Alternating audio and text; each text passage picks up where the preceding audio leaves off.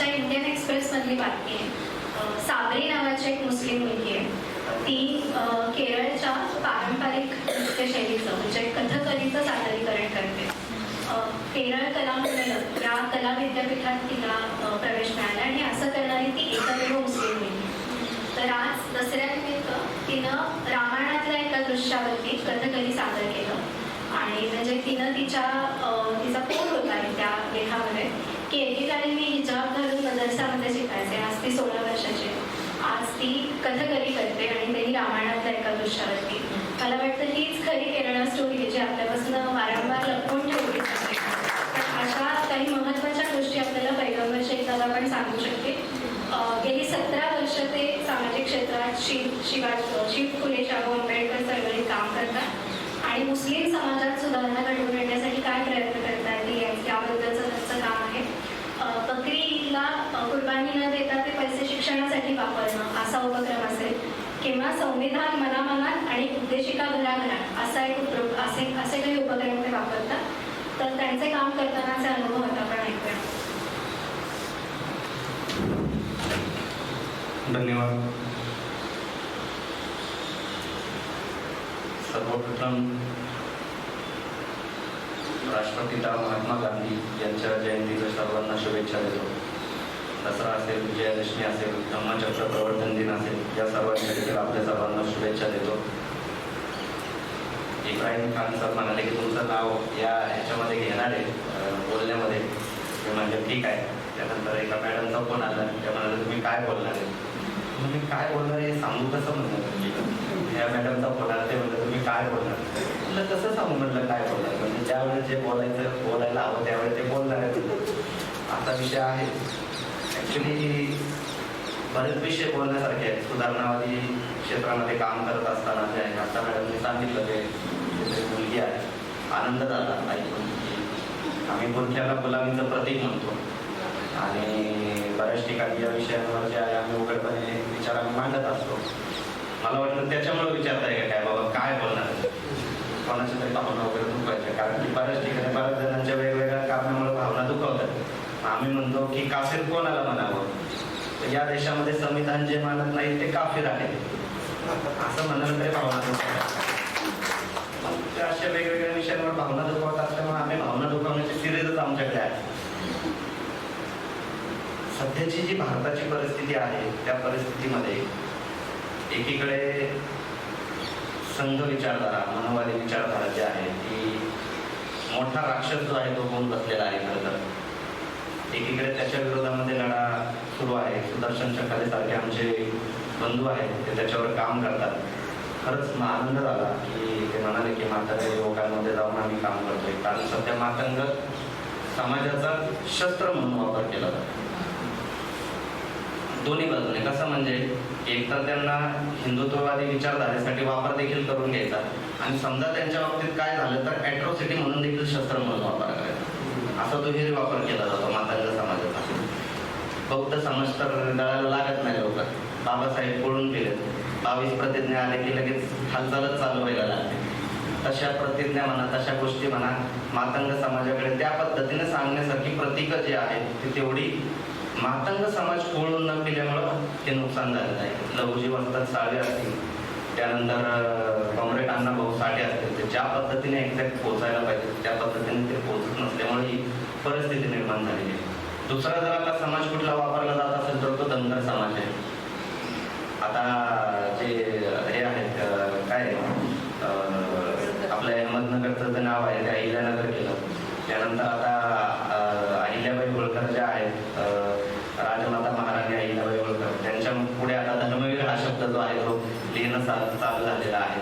मग त्याच्यामध्ये देखील आपल्याला काम करणं खूप जास्त धनगर बांधवांमध्ये जाऊन जे आहे ते काम करणं खूप जास्त गरजेचं आहे. कारण धनगर बांधवांना अहिल्याबाई होळकर एक युगप्रवर्तक महिला खरे तर या देशामध्ये होऊन गेल्या.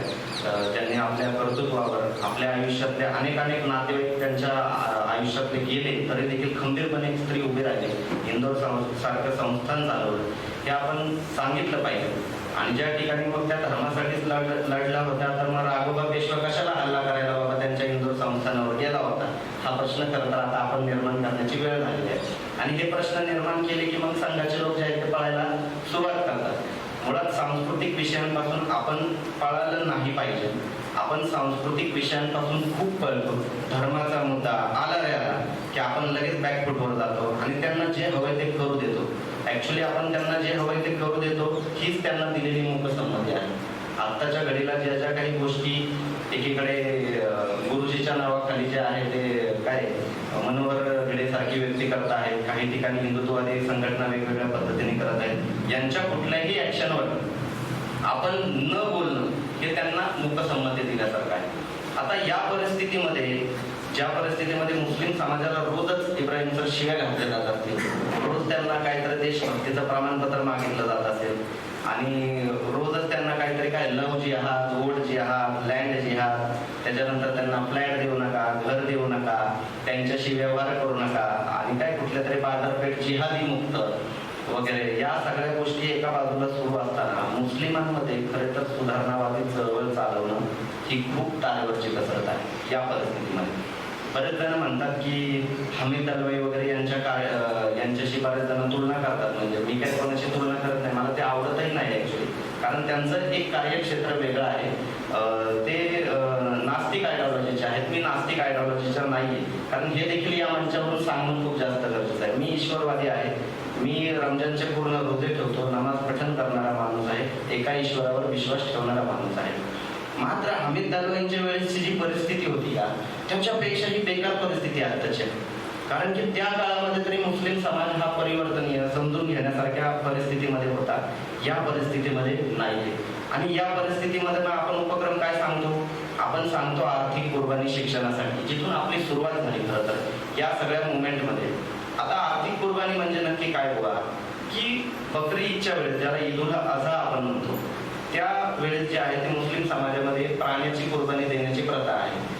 बहुतांश ठिकाणी जे आहे ती बोकडाची वगैरे प्राण्याची कुर्बानी दिली जाते. तर आपण काय सांगितलं की या प्राण्याची कुर्बानी वगैरे देण्यापेक्षा आपण जे आहे ते आर्थिक कुर्बानी शिक्षणासाठी देऊया. जी प्राण्याची कुर्बानी देत आहोत आपण ती देखील प्रतिकात्मक आहे, सिंबॉलिक कुर्बानी आहे. आणि आपण जी आर्थिक कुर्बानी शिक्षणासाठी देतोय ती कुर्बानी देखील सिंबॉलिक आहे. आज समाजाची गरज ही मटण नसून समाजाची गरज ही शिक्षण आहे. या पद्धतीने आपण जे आहे ते प्रबोधन करायला सुरुवात केली आणि बऱ्याचपैकी जो आहे तो आपल्याला चांगला रिस्पॉन्स मिळाला. बरेच जण जे आहेत ते विरोधक होते, आपले ते विरोधकाचे समर्थक झाले. आपल्याला सुधारणावादी विचार मांडताना जे आहे ते आपल्याला हे समजलं पाहिजे की जर आपण एखाद्याच्या हातामधून दगड काढत असू तर त्याच्या हातामध्ये पुस्तक देखील द्यायचं असतं, त्याचे हात कधी मोकळे ठेवायचे नसतात. जर त्याच्या हातातून आपण प्राण्याची कुर्बानी काढून घेतोय तर त्याच्या हातामध्ये आर्थिक कुर्बानी शिक्षणासाठी देखील द्यायची असते.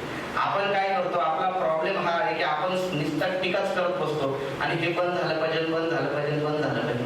अरे बंद झालं पाहिजे पण सुरू काय झालं पाहिजे ते तरी सांग. मग आता जे धर्मांध आहेत मुस्लिम समाजातले त्या धर्मांधांना ब्रेक कशामुळे बसलाय, हादरा कशामुळे बसलाय, तो याच्यामुळे बसलाय की आपण दुसरं खोलीत दिलेलं आहे त्यांच्याकडे आर्थिक कुर्बानी शिक्षणासाठी.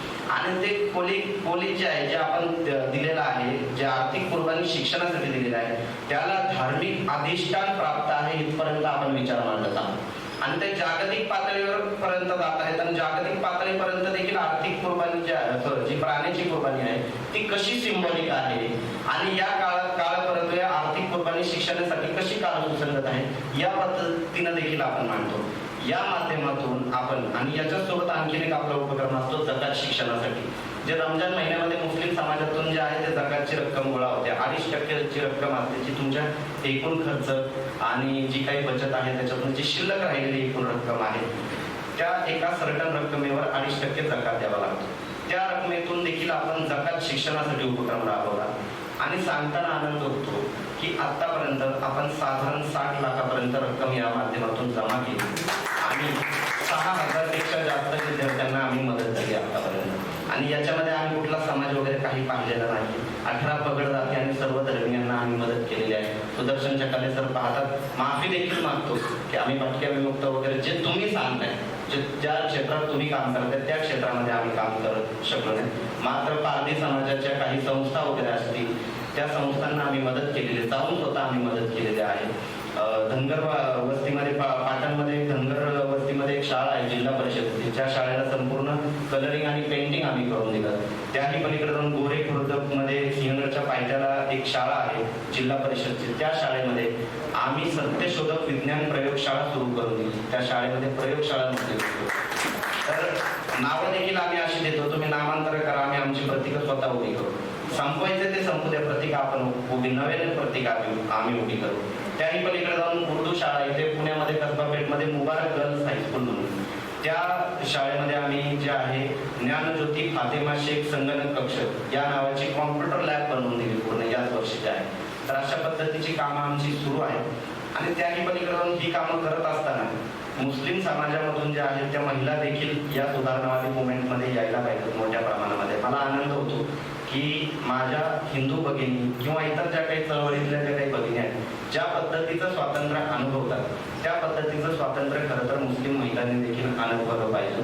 मात्र स्वातंत्र्य म्हणजे स्वैराचार नाही हे देखील समजलं पाहिजे ना आपल्याला. कारण की सध्या जे काय आपण पाहतोय रील्स मध्ये, आपण थांबलो कुठं पाहिजे ते देखील आपल्याला समजलं पाहिजे. मी मुबारक गर्ल्स हायस्कूलमध्ये ते संगणक कक्ष दिला होता, त्या ठिकाणी एक गोष्ट बोललो होतो. ती गोष्ट देखील या ठिकाणी बोलावं वाटतंय की तुम्हाला काय करायचं ते ठरवा आधी. एकीकडं तुम्हाला अंगप्रदर्शन विक्षिप्त पद्धतीने रील्स वगैरे बनवायचे का, दुसरीकडे काळ्या कोठडीत बुरख्यासारख्या राहायचंय की तुम्हाला मध्यम मार्गावर चालायचंय, हे तुम्ही ठरवा. कारण की या दोन्हीच्या मध्ये देखील एक मार्ग आहे, त्या मार्गावर आपण चाललं पाहिजे. या गोष्टी करत असताना आपण बुरख्याच्या विरोधामध्ये जे आहे, मला असं वाटत नाही की एवढी पडखडपणे जे आहे ती बुरख्याच्या बाबतीमध्ये सलग चालवण्यासारखी जी भूमिका आहे ती कोणी घेतली असेल महाराष्ट्र लेवलवर, देश पातळीवर मला माहिती नाही. इराणमध्ये काही महिलांनी जे आहे ते हिजाबच्या विरोधामध्ये आंदोलन सुरू होतं आणि त्यांनी हिजाब जाळला त्या ठिकाणी. आणि त्या दिवशी माझा लेख होता आणि त्या दिवशी लेख होता की जी गोष्ट मला करायची होती माझ्या आयुष्यामध्ये, जगामध्ये कुठल्या तरी देशामध्ये ती घडली आणि त्याच्यावर मी आर्टिकल लिहिलं होतं. निखिल वागळे वगैरे सगळ्यांनी शेअर केलं होतं आणि खूप साऱ्या मुस्लिमांचे मला फोन आले. मला बरेच जण धमक्यांचे फोन वगैरे देतात, पण मी धमक्या दिल्यावर फोन घेऊन देतात, कारण मी धमक्या देण्यामध्ये माझी जास्त PhD झालेली आहे. तर इथे कोणी जर असेल त्या विचार त्यांनी लक्षात घ्यावं या पद्धतीचं. माझ्या नादाला तर निदान लागू नका त्या बाबतीमध्ये. दुसरी गोष्ट अशी की या सगळ्या गोष्टी करत असताना बुरखामुक्ती अभियान आपण राबवलं आणि सांगताना आनंद होतो की साधारण 50 पेक्षाही जास्त महिलांचे बुरखे जे आहेत ते आमच्याबरोबर बंद झालेले असतात. आणि हे उघडपणे आम्ही बोलत असतो. सगळा आमचा उपक्रम उघडा असतो, कुठल्याही गोष्ट लपून छपून अजिबात नसतात. सगळ्या गोष्टी या फेसबुकवर असतात. ज्याला जे करायचंय ते करा. तुम्हाला पहिले हिजाब पीर किताब असे बॅनर लावायची जर त्या ठिकाणी तुम्हाला स्वातंत्र्य आहे, तर बुरखा नाकारण्याचं स्वातंत्र्य देखील आम्हाला आहे. संविधानानं ते आम्हाला दिलेलं आहे आणि आम्ही ते उघडपणे बोलतो. बऱ्याच जणांचे फोन येतात, तुम कैसा इसके खिलाफ बोल सकते, तुम कैसा उसके खिलाफ बोल सकते. आम्ही त्यांना स्पष्टपणे सांगतो की काल सुसंगत गोष्टी स्वीकारा आणि कालबाह्य गोष्टी या सोडून द्या. कुराण मी स्वतः 9 वेळा कुराण वाचलेला आहे. उगाच काहीतरी हवेमध्ये गोळीबार करतोय अशातलाही काही भाग नाही. मात्र कुराण हे मातृभाषेमध्ये वाचा असं माझं सगळ्यांना सांगणं असतं. बऱ्याच मुस्लिमांचा प्रॉब्लेम हा आहे की ते कुराण वाचतात, मात्र ते आरबी मध्ये वाचतात आणि आरबी मध्ये वाचल्यानंतर कुराणचा प्रॉब्लेम काय होतो की त्यात काय लिहिलंय बाबा त्याचा अर्थच समजत नाही. कुराणमध्ये 2 प्रकार आहेत. एक आहे ट्रान्सलेशन. ट्रान्सलेशन म्हणजे भाषांतर, ते कुठल्याही भाषेमध्ये असू शकतं. आणि दुसरं आहे त्याची तफसीर. तफसीर म्हणजे संदर्भासहित स्पष्टीकरण. कुठली आयात कुठल्या वेळेला आली, काय त्यावेळेसची पैगंबर साहेबांच्या समोर राजकीय आणि सामाजिक परिस्थिती होती, याचा खरे तर प्रत्येक मुसलमानाने गांभीर्याने अभ्यास केला पाहिजे. आणि मग त्याच्यानंतर इस्लामची नक्की बाबा क्रांती काय होती अरबमध्ये ते आपल्याला कळेल. आपला प्रॉब्लेम संपतो. चालतंय ना, बोलू का? इस्लामची जी क्रांती आहे का ती आधी क्रांती समजून घेतली पाहिजे. 1400 वर्षापूर्वी पैगंबर साहेब उंटावरून प्रवास करायचे म्हणून आपण पुण्यामध्ये उंटावरून प्रवास करू शकतो का? हा कॉमन सेन्स आपल्या डोक्यामध्ये आला पाहिजे. जर आपण उंटावरून गाडीवर आलेलो आहे, गिअर टाकतो आहे, आपण जर 4 व्हीलर ठार वगैरे मध्ये जर फिरतो आहे, तर 1400 वर्षापूर्वी कुठल्या तरी महिलेला कुणाला तरी बुरख्यामध्ये ठेवलेला आहे. आता देखील तोच बुरखा आपण जो काही काय म्हणतात त्याला की मागासलेपणाचं लक्षण घेऊन कॅरी करायचा आणि त्याही पलीकडे जाऊन समोर तर पेन्सिल कट पॅन्ट घालून बसायचं, टाईट शर्ट घालायचे, टी शर्ट बिशर्ट, कलर केलेले केस आणि माग बायको मतलब मेरे को औरत लेकिन 24 घंटे बुरखे में ही चाहिए.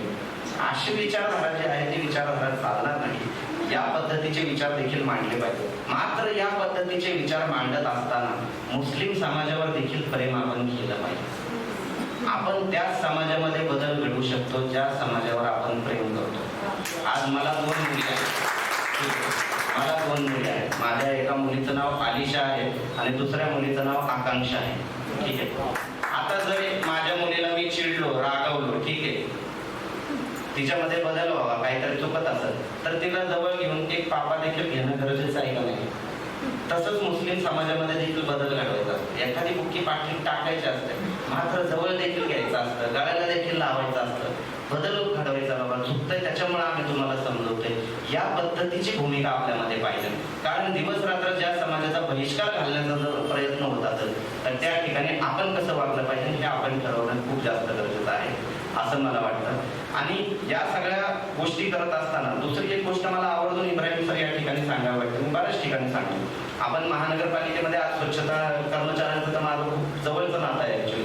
कारण की घरातून बाहेर निघताना आणि त्या आमच्या रामनगरच्या तिथून जाताना प्रत्येक कचरा वेचक मला हात करतो. कारण काहीही कार्यक्रम घरामध्ये असला, काही असलं की त्यांना पहिलं आम्ही नेऊन देत असतो. आणि ते आता थांबायचं नाही, पिक्चर किती जणांनी पाहिला मला नाही माहिती, पण प्रत्येक कचरा वेचकांना तो पिक्चर पाहावा, तुमच्या आयुष्यामध्ये काहीतरी बदल घडेल करतात.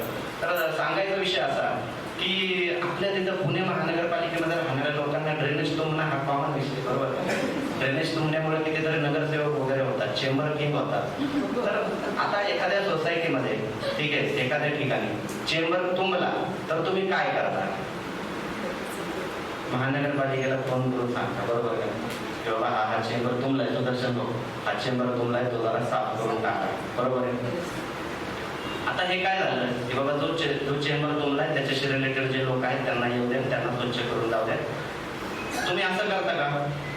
आता एखाद्या सोसायटीचा चेंबर तुंबलाय, आपल्या सोसायटीचे 2 चेंबर तुंबवा आणि त्याची जी दुर्गंधी आहे ती लांब पर्यंत पसरवा, 2 किलोमीटर पर्यंत त्याचं जे पाणी आहे घाण वाहू द्या. असं करता का तुम्ही कधी? नाही ना करत. हे जे मनोवादी आहेत का ते करतात. आता मुस्लिमांचं जे धर्मांधता आहे तो एक तुंबलेला चेंबर आहे असं समजा तुम्ही थोड्या वेळासाठी, ठीक आहे, आणि त्या चेंबरची दुर्गंधी जी आहे ती पसरते, ठीक आहे. आता तुम्ही काय केलं पाहिजे? खरं तर मुस्लिमांमध्ये सुधारणावादी लोक उभे केले पाहिजे. त्यांच्यात भांडणं झाली तर दंगली होणार आहेत का? होणार आहेत का? नाही होणार. पैगंबर शेखचं डोकं फुटल, ताबडतोब होईल, त्याच्या पलीकडे काय होईल? दंगली होणार आहेत का? नाही होणार ना. तर त्यांच्यातून सुधारणावादी उभे केले पाहिजे. जे काय करतात, त्यांची धर्मांधताची तुंबलेलं चेंबर आहे ना, आम्ही डबल तुंबवणार. त्यांचं जर 1 किलोमीटर वाहते, आमचं 15 किलोमीटर वाहणार आणि स्वाभिमानाने वाहू द्या असं सांगणार. ही धर्मांधता आहे. आता तर जर ही धर्मांधता घालवायची असेल तर या पद्धतीने काम करावं लागेल. आणि याला आणखीन एक उदाहरण मला द्यायचंय. सगळेच जण मराठीशी तर कॉन्टॅक्ट बऱ्याच जणांचा आहे, ठीक आहे. थोड्या वेळापूर्वी सर बोलले दंगलीमध्ये जे आहे ते आमची मुलं कधी बाहेरच्या देशामध्ये जाणार. संभाजी ब्रिगेडचा आमचा विचार आहे, ठीक आहे. ती संभाजी ब्रिगेडशी बिलॉंग करतो की त्यांची मुलं स्टडीत आणि आमची मुलं कस्टडीत.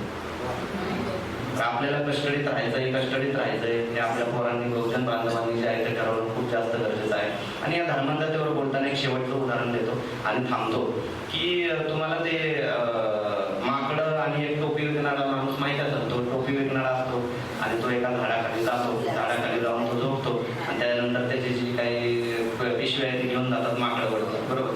आणि माकडं मग त्याच्यानंतर ती वरती घेऊन जातात. मग हा खालून जे आहे ते खालून फेकून मारतो काठी, मग ते वरतून फेकून मारतात दगड, ठीक आहे. आणि दोन्ही धर्मांध झालेले असतात. म्हणजे हे पण काठी फेकून मारतात आणि ते पण काय फळं काठ्या बिट्या फेकून मारतात. त्यानंतर तो टोपीवाला काय विचार करतो की माझ्या डोक्यावरची जी धर्मांधता आहे ती मी जरा खाली फेकतो, ठीक आहे. आणि तो टोपीवाला त्याची धर्मांधता काढून खाली फेकतो त्याच्या डोक्यातली. त्यानंतर ती माकडं काय करतात, मग ती माकडं देखील स्वतःची धर्मांधता जी आहे ती काढून खाली फेकतात. तर मला असं वाटतं ह्यांची धर्मांधता आहे, ते धर्मांध आहे, तर तो धर्मांध असं म्हणण्यापेक्षा आधी स्वतःच्या डोक्यातली जी आहे ती धर्मांधता फेकली पाहिजे. मला धर्मांध होण्यासारखी खूप कारणं आहेत इब्राहिम भाई. विजयनगरमध्ये काय घडलं, तिथं छत्रपती संभाजीनगरमध्ये काय घडलं, कुठं युपीमध्ये काय घडलं, बऱ्याच ठिकाणी इस्रायलमध्ये काय घडलं, अशी बरीच उदाहरणं सांगून मी स्वतःला धर्मांध बनवू शकतो. रोज व्हिडिओ पाहून बनवू शकतो ना. कोणी बनवण्याची आवश्यकता नाही. मात्र मी का बनत नाही धर्मांध? कारण धर्मांध बनणं म्हणजे मानवतेला नाकारणं हे मला जर समजत असेल तर मी धर्मांध बनणार. मला असं वाटतं की इथून पुढे जे आहे आपण शिव फुले शाहू आंबेडकरी विचारधारेवर काम केलं पाहिजे. मुस्लिमांमध्ये धर्मांधता चिंता वाईट आहे, त्याच्यावर काम केलं पाहिजे. मात्र ते काम करत असताना त्याच्यातली जी आहे सुधारणावादी लोक पुढे आणले पाहिजेत. आता या ठिकाणावरून बुरखा हिजाब याच्यावर जर सुदर्शन भाऊ बोलले असते, जिंदा भाऊ बोलले असते तर काय झालं असतं? प्रॉब्लेम झाला असता. पण पैगंबर शेख बोलल्यावर काय होणार आहे? लई तर लई मुसलमान नाही तर क्या इस्लाम छोड़ दिया ऐसा माझ्या सासू सासऱ्यांना फोन करून सांगतातच म्हणतात की इस्लाम में नाही राहा, शादी तोड गई इसकी, असे विषय परत गोष्टी सांगत असतात. पण दंगली होणार आहेत का? धर्मांधता पसरणार आहे का? नाही पसरणार. म्हणून डोकं लावायचं. सुधारणावादी विचाराच्या क्षेत्रात काम करताना नुसतं आपलं चाललंय म्हणून चाललंय तसं काम नाही करायचं. डोकं लावून प्रत्येक मूव जो आहे तो हिशोबाने, एक एक पाऊल जो आहे तो विचारपूर्वक टाका. एवढंच माझं सांगणं. एवढं सांगून मला या ठिकाणी बोलवलं. आपला खूप जास्त वेळ घेतला. धन्यवाद. जय हिंद.